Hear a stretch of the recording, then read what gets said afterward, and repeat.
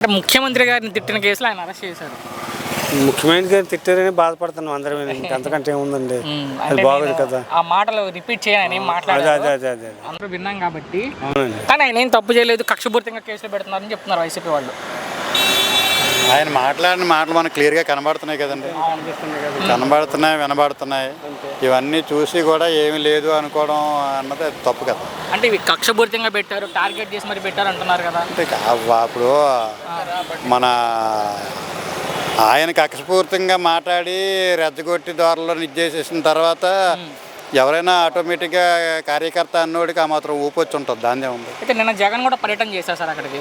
ఏంటి ఆ జగన్ గారి పర్యటన మీద మీ అభిప్రాయం ఏంటి? జగన్ గారి పర్యటన ఏముందండి, ఇప్పుడు నెక్స్ట్ ఏంటి అన్నది అదో గతిపాలు అయిపోయి అన్న ఒక బాధతో ఉన్నారు. ఓకే, జనాల్లోకి ఏ రకంగా వెళ్ళాలని ఆలోచిస్తున్న టైంలోని ఇది ఒక పనికిమాలిన ఇన్సిడెంట్ ఒకటి తగిలింది కాబట్టి వెళ్తున్నారు. అంటే ఆయన పర్యటన అయిపోయాక నిన్న ఆయన మాట్లాడడం జరిగింది సార్ తీసుకున్న తర్వాత. సో పోలీసులతో సహా ఆయన అందరికీ వార్నింగ్ ఇచ్చారు.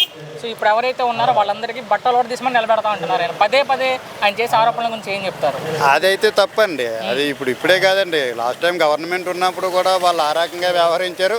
మళ్ళీ రేపు పొద్దున మేము వస్తాం ఈ రకంగా చేస్తాం అని చెప్పేసి భయపెడుతున్నారు. ఇంకంత వడ్డీతో సహా తిరిగిస్తారంట వాళ్ళు చెప్పేది. వడ్డీతో సహా తిరిగివ్వడానికి ముందు అసలు ఉండాలి కదండి, అసలు ఉండదు. మనం ఏం కంగారు పడాల్సిన అవసరం లేదు. సార్ అమరావతి గురించి, సో రాజధాని నిర్మాణం మొదలుపెట్టింది. రాజధాని నిర్మాణం అయితే ఇప్పుడైతే మేము ఇక్కడికి వచ్చి చూసాం కదండి, ఎక్సలెంట్గా జరుగుతుంది.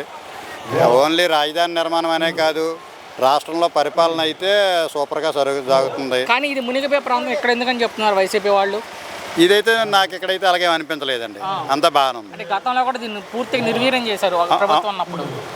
వైసీపీ గవర్నమెంట్ ఉన్నప్పుడు పూర్తి నిర్వీర్యంలో ఉందండి. టీడీపీ గవర్నమెంట్లో ఉన్నప్పుడు కొంత గొప్ప స్ట్రక్చర్ అయితే ఉంది.